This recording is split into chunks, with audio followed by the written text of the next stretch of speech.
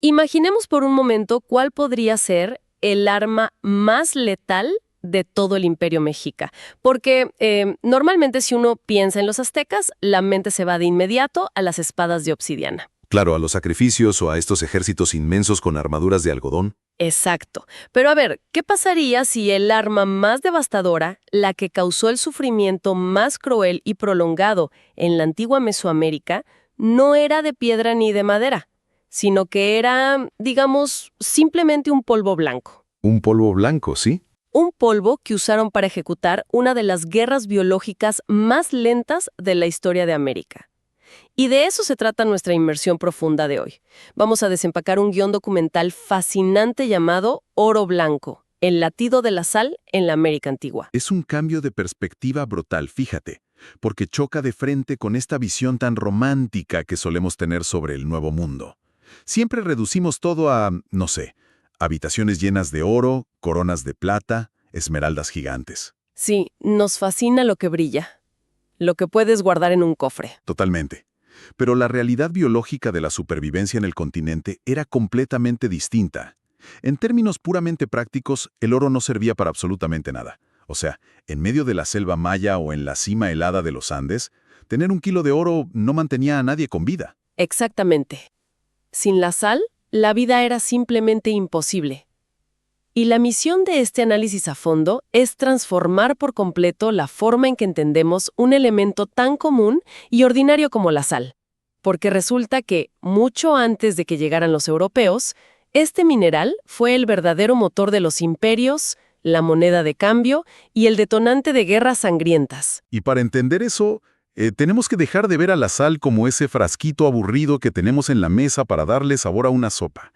Tenemos que empezar a verla a través de una lente puramente biológica, económica y militar. Bueno, vamos a desempacar esto a fondo, porque la ironía histórica central de nuestras fuentes es tremenda. Los conquistadores europeos llegaron completamente ciegos, tropezando por la fiebre del oro, mientras que la vida de millones de personas pendía literalmente de un hilo blanco. Ajá, estaban buscando en el lugar equivocado, digamos. Sí, pero a ver, para entender por qué la sal valía tanto como para sostener imperios, primero tenemos que entender el porqué. Las fuentes mencionan un, cito textualmente, desafío biológico en la América antigua. ¿Por qué el cuerpo humano exigía la sal con tanta desesperación en esa época? Pues mira, todo se reduce a un problema geográfico cruzado con la agricultura.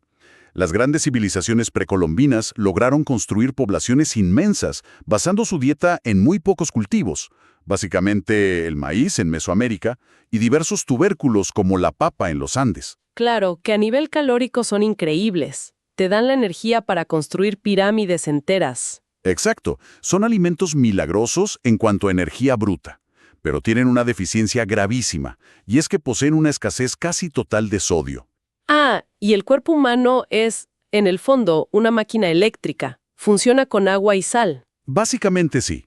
Sin sodio no es que tu comida sepa desabrida, es que tus músculos simplemente no se pueden contraer. Tu sistema nervioso no transmite señales eléctricas y los órganos empiezan a colapsar. Con el tanque lleno de gasolina, que en este caso serían los carbohidratos del maíz.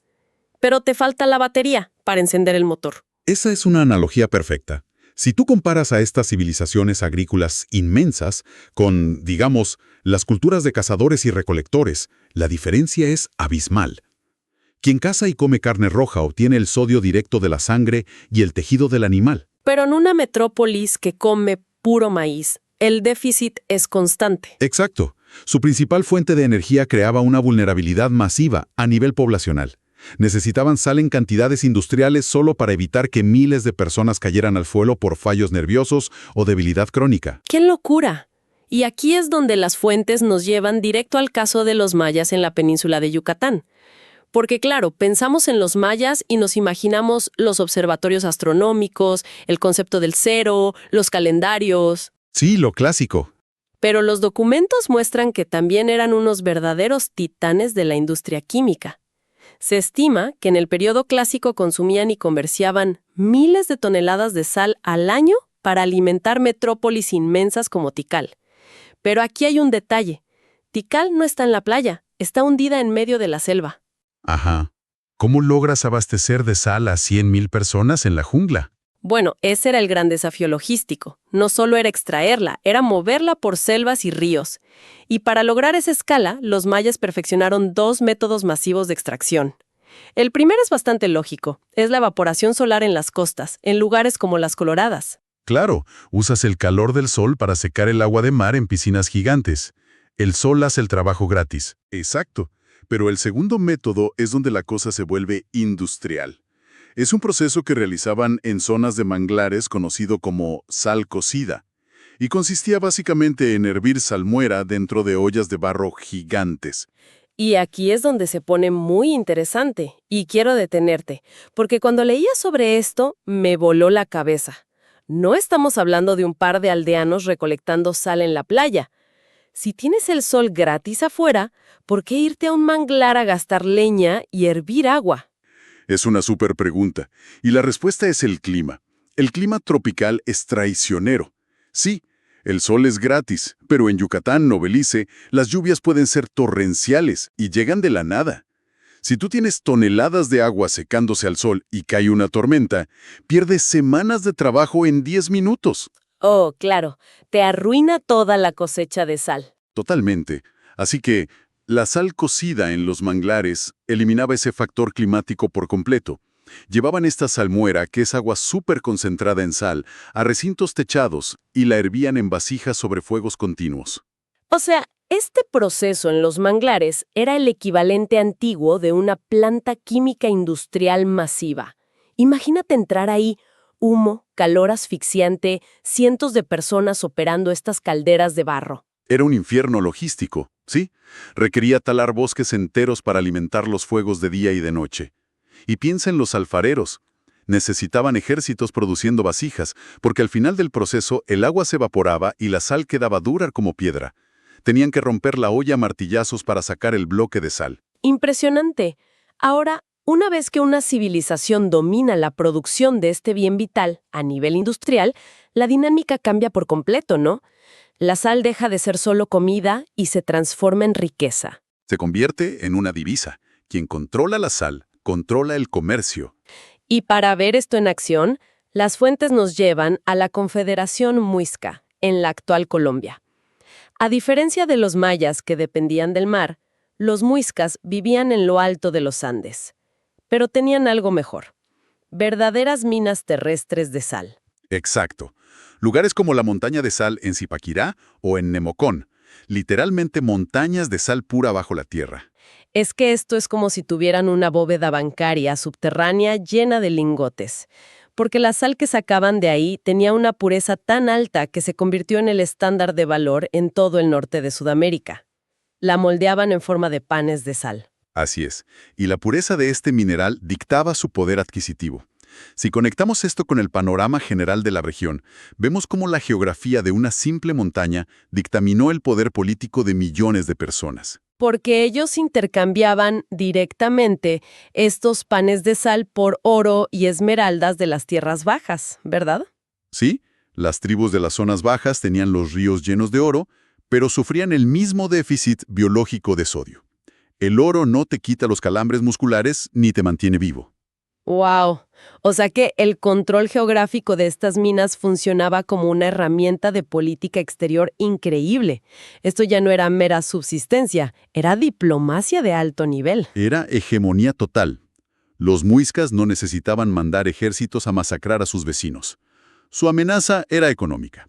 Si no hacían negocios bajo sus términos, les cerraban la llave de la sal. Y sin sal, tu tribu simplemente muere. ¡Qué nivel de control! Pero bueno, si los muiscas la usaban como divisa y herramienta diplomática, el imperio inca, el Tahuantinsuyo, llevó esto a otro extremo, ¿no? Para ellos, este mineral se convirtió en el combustible militar puro que permitió la conquista del continente. Totalmente. Y el epicentro de esta logística incaica es espectacular. Son las Salinas de Maras, en Perú. Ah, sí, pozas escalonadas en las montañas, diseñadas con una geometría perfecta para atrapar el agua de un manantial hipersalino. Es una maravilla de la ingeniería. Canalizaron un manantial que salía de la montaña y llenaba miles de estas pozas poco profundas. El sol andino evaporaba el agua y dejaba una sal blanquísima. Pero el punto clave aquí es ¿para qué usaban tanta sal? Claro, porque el acceso a esa sal fue vital para expandir su ejército. Las distancias en los Andes son brutales, como marchas con miles de soldados por las montañas sin que se mueran de hambre a mitad de camino. Pues necesitas llevar la comida contigo. Y aquí entra la innovación técnica que cambió todo. El charquí. Carne seca. Exacto. Carne de llama o alpaca fuertemente salada y secada al sol. A nivel biológico, el proceso de ósmosis es fascinante. La sal extrae violentamente el agua de las células de la carne, pero también deshidratará a cualquier bacteria que intente pudrirla. O sea, destruye las paredes celulares de los microorganismos. Básicamente crea un ambiente estéril. Esa carne podía durar meses en perfectas condiciones en la mochila de un soldado inca. Es que el charqui salado fue literalmente la versión precolombina de las raciones de combate, de los MREs de los ejércitos modernos.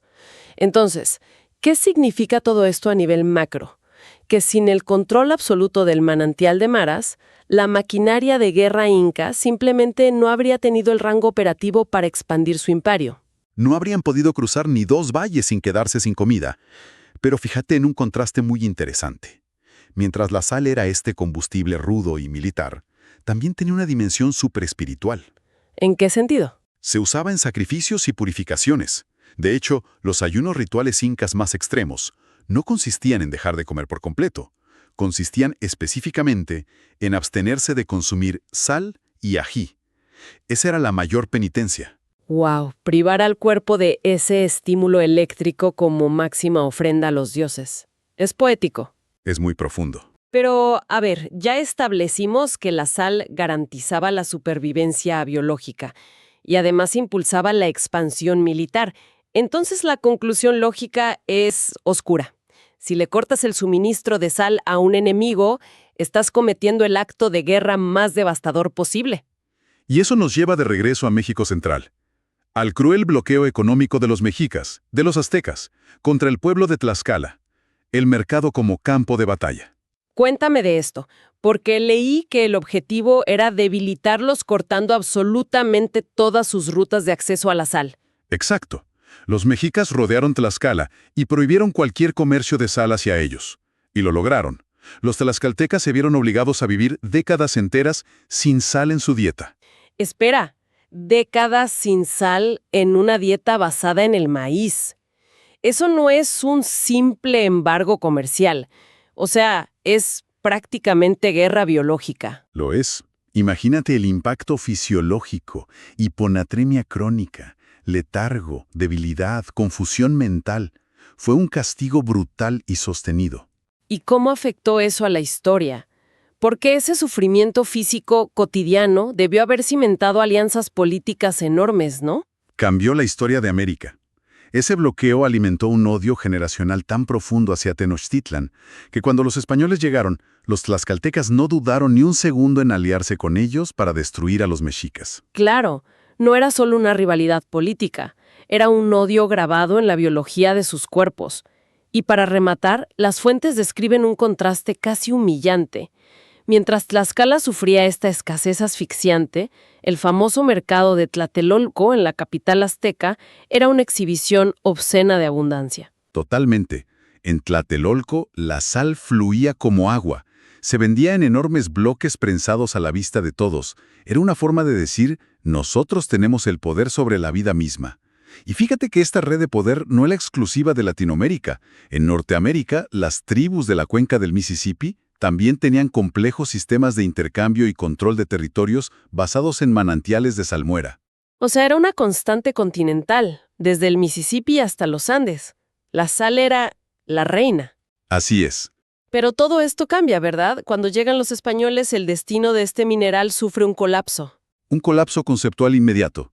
Dejó de ser un bien sagrado, una moneda y el sustento nutricional básico y fue degradado por los europeos. Claro, porque para ellos el único oro era el oro de verdad y la plata. Exacto. En Europa la sal era abundante, no valía nada comparada con los metales. Así que en las Américas, la sal fue rebajada a ser un simple reactivo químico industrial.